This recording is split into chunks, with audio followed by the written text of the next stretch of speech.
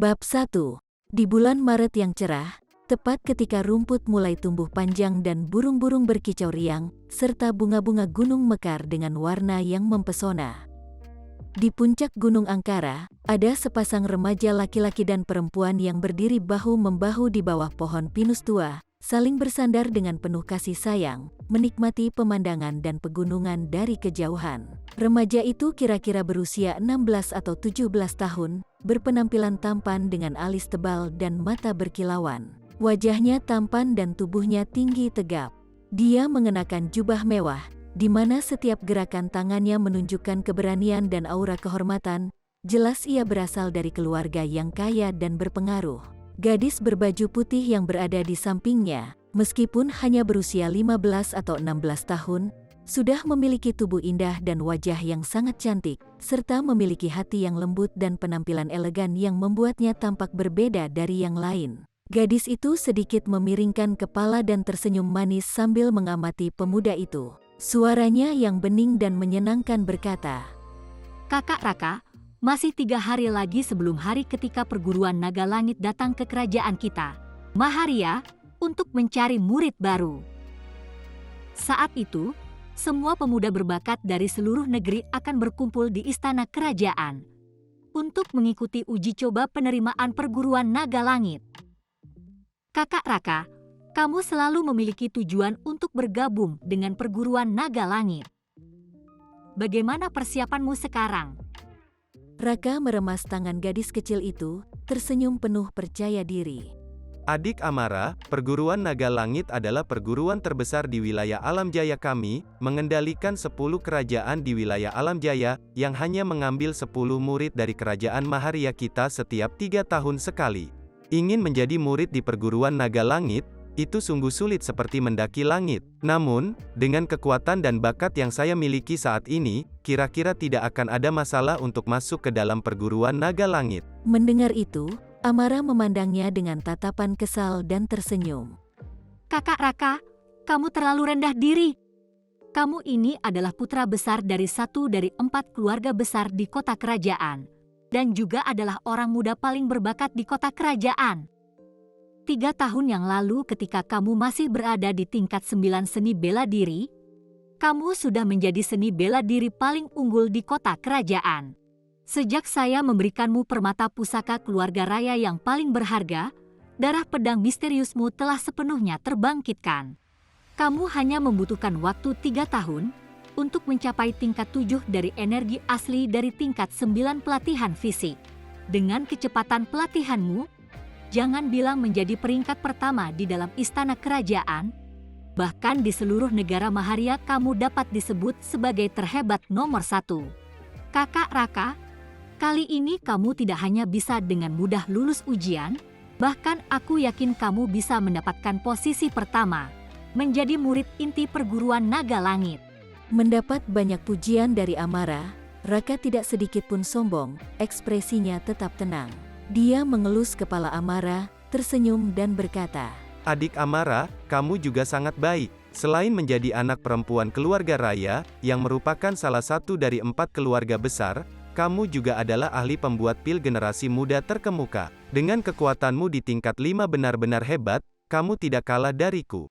3 hari lagi, kamu pasti bisa lulus ujian dengan lancar dan bergabung dengan saya di perguruan naga langit. Kita telah bertunangan selama 3 tahun, setelah kita berhasil masuk ke perguruan naga langit, saya akan meminta ayah saya untuk memberikan mahar kepada keluarga raya. Segera ku minta tanganmu untuk dinikahi dan membawamu pulang." "Aduh, Kakak Raka, jangan bicara lagi, kau membuatku malu." Mendengar hal tersebut, wajah Amara seketika memerah. Dengan malu-malu dia menundukkan kepala dan merendah di bahu Raka.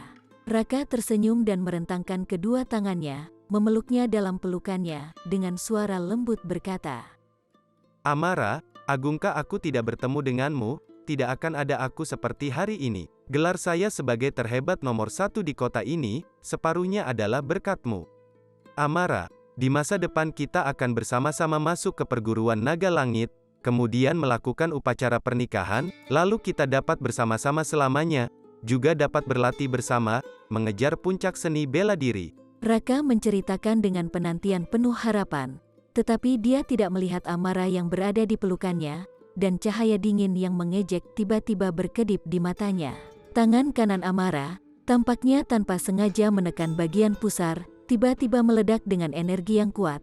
Dari telapak tangannya muncul bola cahaya api merah yang menyala-nyala. Boom! Dalam gemuruh kedap, Raka, yang terkejut, telah dipukul oleh Amara dengan seluruh kekuatannya. Dia terlempar beberapa meter jauhnya dan jatuh di bawah pinus tua dengan wajah pucat. Raka berjuang untuk bangun, mengusap darah segar yang mengalir dari sudut mulutnya dengan tangan, memandang dengan tak percaya, berteriak dengan suara bergetar. Amara, kenapa kamu berlaku seperti ini padaku? Dia hampir tidak bisa percaya, Amara, yang telah mencintainya selama 3 tahun, justru berusaha menyerangnya. Pada saat ini, Amara tampak seperti mengalami transformasi, pesona elegan dan lembutnya telah memudar. Dia terpancar dingin dari seluruh tubuhnya, menatap Raka dengan pandangan yang meremehkan, dan perlahan mendekatinya langkah demi langkah. Raka, apakah Anda berpikir hanya dengan kekayaan dan kekuasaan keluarga agung, Anda dapat membuat hati Amara berdebar? Kau pikir hanya dengan dirimu 3 tahun lalu, bisa membuatku merasa tertarik padamu saat pertama kali kita bertemu? Haha, Raka, kamu terlalu naif. Nada bicara Amara dipenuhi dengan penghinaan dan olokan, dan wajah cantiknya juga penuh dengan sinis. Raka dengan wajah pucat bersandar pada pohon pinus kuno, menatapnya dengan tidak percaya. Dia tiba-tiba menyadari, tunangan wanita yang selama ini lembut dan anggun di depannya, telah berubah begitu asing. Amara berjalan ke hadapannya, menatapnya dengan pandangan kasihan, dan mengejek dingin. Raka, mari saya beritahu Anda yang sebenarnya. Alasan saya begitu dekat dengan Anda selama 3 tahun ini dan sering memberi Anda pil serta membantu Anda berlatih tanpa henti adalah untuk mutiara ilahi itu. Mutiaranya dalam dirimu sebenarnya bernama Mutiara Permata Dewa. Aku menitipkan di nadimu, dan dia bisa menyerap kekuatan dan talenta darahmu. Semakin tinggi, semakin kuat talenta dalam darahmu, efek pemeliharaan Mutiara Permata Dewa akan semakin kuat. Tiba-tiba wajah Raka berubah drastis, menunjukkan raut wajah penuh keterkejutan dan kemarahan, berteriak dengan suara hilang. Amara, kamu benar-benar memanfaatkan saya, menggunakan Mutiara Permata Dewa untuk merampas bakat dan kekuatan saya? Anda memiliki hati yang sangat kejam. Dalam kemarahan yang mendidih, bagian nadi Raka merasa seperti diperas hingga hampir pecah, dan mulutnya mulai mengeluarkan busa darah. Di alam bawah sadar, dia menguasai kekuatan Raka, berusaha menekan cedera di pusat cakra bawah tubuhnya. Namun dia tiba-tiba menyadari, tampaknya nadinya telah disegel oleh suatu kekuatan, hingga dia tidak bisa mengeluarkan sedikit pun kekuatan elemen.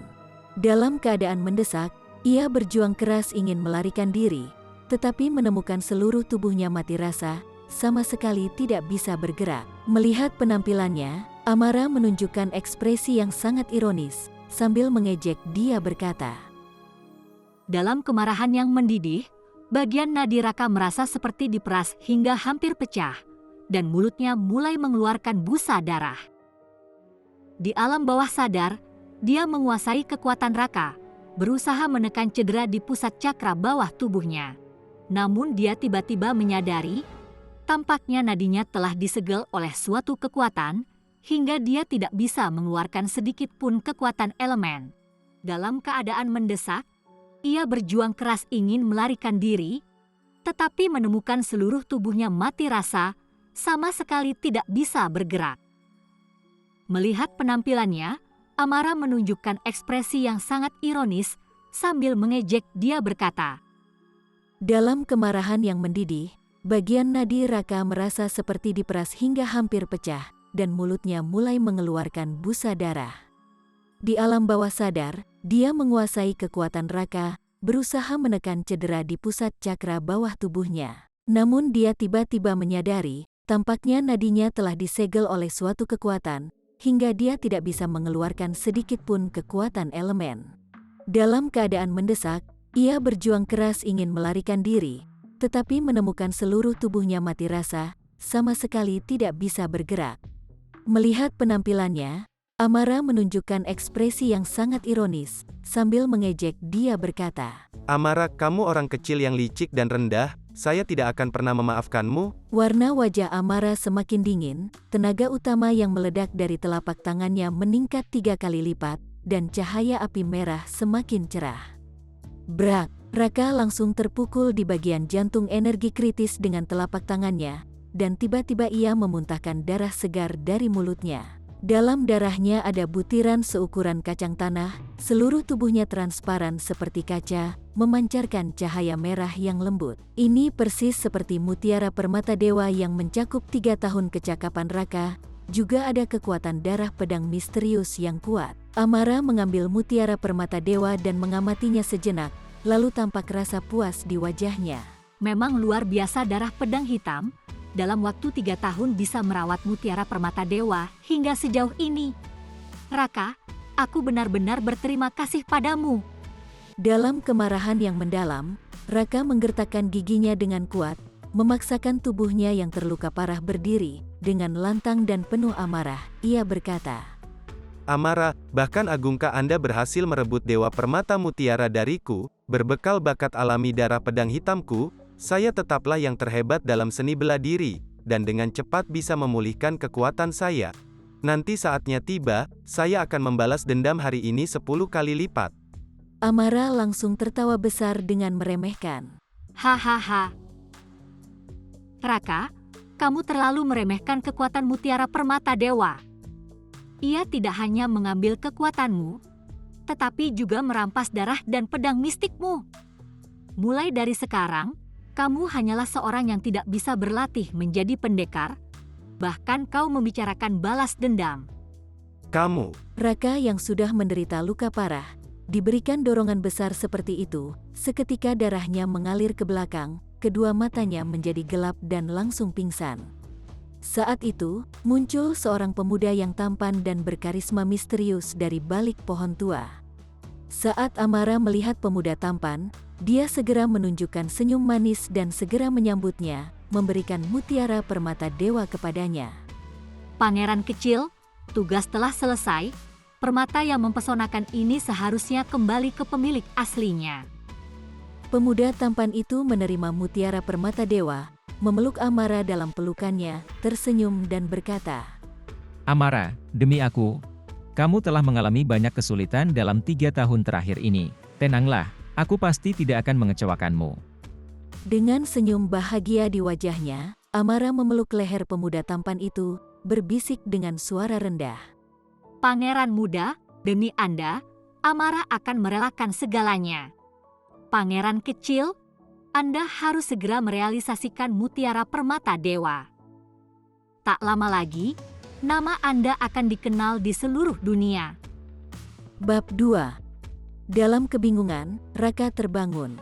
Dia hanya merasa sakit kepala yang luar biasa, dada dan perutnya merasa seperti ditusuk jarum. Dengan sulit dia membuka matanya, dan menemukan dirinya sedang berbaring di atas sebuah tempat tidur besar yang familiar. Mendengar suara isakan di telinganya, ia perlahan-lahan memalingkan kepalanya, dan melihat seorang dayang berpakaian panjang hijau, sedang duduk di tepi tempat tidur, seorang diri menangisi kesedihannya.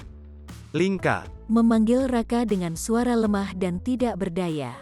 Lingka terkejut sejenak, segera mengangkat kepalanya. Melihat Tuan Raka akhirnya sadar, dia segera menunjukkan ekspresi yang sangat gembira. Bagus sekali. Tuan Muda, Anda akhirnya banggan. Anda telah pingsan selama beberapa hari. Membuat Lingka sangat khawatir. Lingka adalah pelayan pribadi Raka, tidak hanya cantik dan lucu, tapi juga tumbuh bersama Raka sejak kecil, mereka berdua seperti saudara kandung. Raka telah sadar, duduk secara perlahan dan melihat sekeliling, baru menyadari bahwa dia berada di rumah keluarga agung, di kamarnya sendiri. siapa yang telah menyelamatkan saya kembali? Lingka menghapus jejak air mata di wajah cantiknya, dan dengan cepat menjawab. Tuan Muda, Nona Amara yang mengantarkan Anda pulang, Anda telah pingsan sejak kembali.